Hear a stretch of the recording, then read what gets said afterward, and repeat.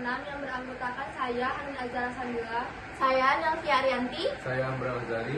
Saya Salwa Febrianti. Saya Nadine Rahmania. Di sini kami akan membuat video tentang perlawanan Mataram melawan VOC. Selamat menyaksikan. Warahmatullahi wabarakatuh. Saya Salwa Febrianti. Di sini saya akan menjelaskan tentang sejarah kerajaan Mataram Islam. Kejayaan kerajaan-kerajaan Islam diperkirakan berlangsung sekitar abad ke-13 hingga abad ke-16. Perkembangan kerajaan-kerajaan Islam di Nusantara dipengaruhi oleh maraknya lalu lintas perdagangan. Banyak pedagang-pedagang Muslim dari India, Arab, Persia, dan Tiongkok berbaur dengan masyarakat sehingga menyebabkan masyarakat Nusantara mudah berbaur dengan para pedagang Muslim. Pada akhirnya, pengaruh Islam mulai masuk ke kerajaan-kerajaan di seluruh penjuru tanah air seperti Jawa, Sumatera, Maluku hingga Sulawesi. Masuknya Islam di Nusantara menjadi petanda majunya berbagai aspek kehidupan masyarakat. Berbagai aturan hidup yang sesuai dengan ajaran-ajaran dan nilai-nilai Islam mulai dipraktekkan dan diimplementasikan di berbagai sendi kehidupan, termasuk dalam bidang ekonomi, sosial, budaya, hingga bidang politik. Bidang politik termasuk bidang yang semakin mendekatkan masyarakat kepada agama Islam kala itu. Periode masuknya Islam ke Indonesia berbeda antara daerah yang satu dan yang lainnya. Menurut sejarawan Islam, Islam masuk ke tanah air untuk pertama kalinya di daerah Sumatera, yaitunya tepat pada abad ke-7 dan 8 Masehi. Kemudian Islam masuk ke Pulau Jawa pada tahun 475 Hijriah. Masuknya ajaran Islam di bagian timur hingga Maluku pada tahun 14 Masehi juga dipengaruhi oleh kegiatan perdagangan masyarakat dan pedagang Muslim. Proses Islamisasi di wilayah Kalimantan, tepatnya di wilayah Banjarmasin, diperkirakan terjadi pada 1550 Masehi. Adapun di wilayah bagian Sulawesi, proses Islamisasi ini berlangsung sekitar abad ke-15 Masehi. Setelah semakin meleburnya ajaran Islam ke masyarakat saat itu, maka kerajaan-kerajaan di tanah air pun mulai bercorak Islam. Beberapa kerajaan bercorak Islam pertama di Nusantara saat itu, diantaranya ialah Samudra Pasai, Perlak, Aceh Darussalam, Mataram, Goa, Talo, Ternate, hingga Tidore di wilayah bagian Maluku. Seperti penjelasan sebelumnya, kerajaan Mataram Islam berlokasi di alas Mentawai yang saat ini sudah menjadi Yogyakarta. Adapun pusat pemerintahan Kesultanan Mataram saat itu adalah di Kuta Gede, atau saat ini lebih dikenal dengan sebutan Kota Gede. Beberapa sumber juga menyebutkan jika wilayah Kesultanan atau Kerajaan Mataram Islam pada awalnya hanyalah sebuah hutan. Di tengah hutan tersebut berdiri sebuah istana tua yang dikenal sebagai Mataram Hindu. Area Mataram Hindu ini adalah wilayah yang dikuasai oleh Kerajaan Pajang hingga akhir abad ke-16 Masehi. Asal mula berdirinya Kesultanan Yogyakarta dan Kadipaten Paku Alaman serta diawalinya kerajaan Islam pertama di Jawa yaitu Deman Bintoro. Dilanjutkan dengan Kerajaan Pajang dan cerita di balik kemegahan Kerajaan Mataram Islam dapat kamu temui pada buku Menelusuri Jejak Mataram Islam di Yogyakarta. Masa awal dan kejayaan Mataram Islam. Ketika Sultan Agung Hanyakrakusuma memimpin kerajaan Mataram Islam pada tahun 1613 hingga 1645 Masehi, kejayaan kerajaan Kesultanan Mataram semakin berada di puncak. Di eranya, Sultan Agung berhasil menguasai banyak daerah kekuasaan di berbagai wilayah di Jawa. Selain itu, kemajuan kerajaan Mataram Islam di bawah kepemimpinan Sultan Agung juga berhasil menyentuh banyak aspek kehidupan masyarakat saat itu. Beberapa di antaranya ialah pada bidang ekonomi, keagamaan, budaya, hukum, pemerintahan, dan masih banyak lagi. Di masa kepemimpinannya, Sultan Agung memiliki beberapa kebijakan penting dalam bidang ekonomi yang diusungnya, yakni sektor pertanian, fiskal, dan juga moneter.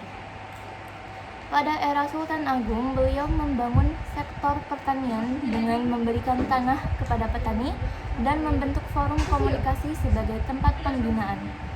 Adapun dalam unsur fiskal, Sultan Agung mengatur regulasi pajak yang tidak memberikan beban kepada rakyat.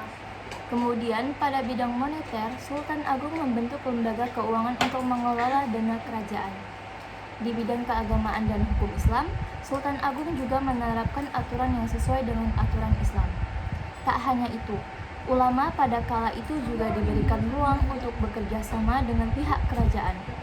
Bahkan Sultan Agung juga menetapkan penanggalan atau kalender Jawa sejak tahun 1633, di mana perhitungan tanggal tersebut merupakan kombinasi kalender Saka dan Hijriah. Pada bidang kebudayaan dan kesenian, Sultan Agung juga termasuk pemimpin yang sangat berperan dalam memajukan kesenian wilayahnya. Menurut sumber sejarah, berbagai jenis tarian, gamelan, hingga wayang sangat berkembang pesat di Cita-cita Sultan Agung yaitu mempersatukan seluruh tanah Jawa dan mengusir kekuatan asing dari bumi Nusantara. Sultan Agung sangat menentang keberadaan VOC di Jawa karena tindakan VOC yang terus memaksakan kehendak untuk melakukan monopoli perdagangan, membuat para pedagang pribumi mengalami kemunduran. Pada tahun 1628, Sultan Agung mempersiapkan pasukan Mataram dengan segenap senjata dan perbekalan untuk menyerang VOC di Batavia. Gubernur Jenderal VOC saat itu adalah J.P. Cohen. 22 Agustus 1628, di bawah pimpinan Tumenggung Baureksa, Mataram menyerang Batavia. Di tengah kecamuk peperangan berdatangan, pasukan di bawah Tumenggung Sura, Agul-Agul yang dibantu oleh Kiai Adipati Manduranya dan Upasanta membantu para pasukan Mataram. Kemudian datang laskar orang-orang Sunda di bawah pimpinan Dipati Ukur. Karena kekuatan tentara VOC dengan senjata yang jauh lebih unggul, Mataram dapat dipukul mundur. Namun Tumenggung Baureksa gugur dalam peperangan. Sultan Agung tidak menyerah begitu saja. Ia kemudian membangun lumbung-lumbung beras di Tegal dan Cirebon, meningkatkan jumlah kapal dan senjata.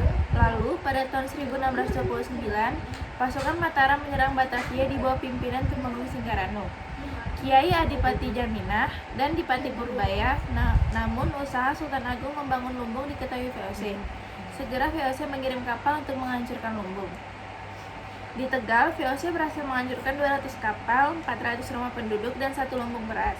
Pasukan Mataram pantang mundur. Dengan kekuatan pasukan yang ada, terus berusaha mengepung Batavia. Mataram berhasil menghancurkan benteng Hollandia, namun gagal menghancurkan benteng Bomey. Namun saat pengepungan benteng Bomey, terbesit berita bahwa J.P. Cohen meninggal. Peristiwa ini terjadi pada tanggal 21 September 1629. Semangat juang yang tinggi membuat pasukan Mataram terus melakukan penyerangan, hingga VOC marah dan meningkatkan kekuatannya untuk mengusir Mataram. Akhirnya pasukan Mataram ditarik mundur ke Mataram, sehingga serangan kedua Sultan Agung pun gagal. VOC kemudian semakin berambisi memaksakan monopoli dan memperluas pengaruh ke daerah lain. Perlawanan Sultan Agung memang mengalami kegagalan, namun semangat dan cita-cita untuk melawan dominasi asing terus tertanam. Sultan Agung kemudian menggunakan kemampuan diplomasi, yaitu memaksa VOC untuk mengakui eksistensi Mataram dan Sultan Agung sebagai yang dipertuan Agung. Sebagai imbalan, VOC diizinkan melakukan perdagangan di pantai utara Jawa. Sayangnya, semangat dan kebebasan Sultan Agung itu tidak diwarisi oleh raja-raja mengganti Sultan Agung. Setelah Sultan Agung meninggal pada tahun 1645, Mataram menjadi semakin lemah, sehingga akhirnya berhasil dikembalikan oleh VOC. Sunan Amangkurat pertama adalah pengganti Sultan Agung. Ia memerintah pada tahun 1646 sampai 1677. Raja Amangkurat pertama ternyata raja yang lemah, bahkan bersahabat dengan VOC. Raja ini juga bersifat reaksioner dengan bersikap wewenang kepada rakyat dan kejam terhadap para ulama. Oleh karena itu, pada masa pemerintahan Amangkurat pertama timbul berbagai perlawanan rakyat, salah satunya dipimpin oleh Tunanjaya. Sekian penjelasan Perang Mataram terhadap VOC dari kelompok kami. Kami akhiri. Wassalamualaikum warahmatullahi wabarakatuh.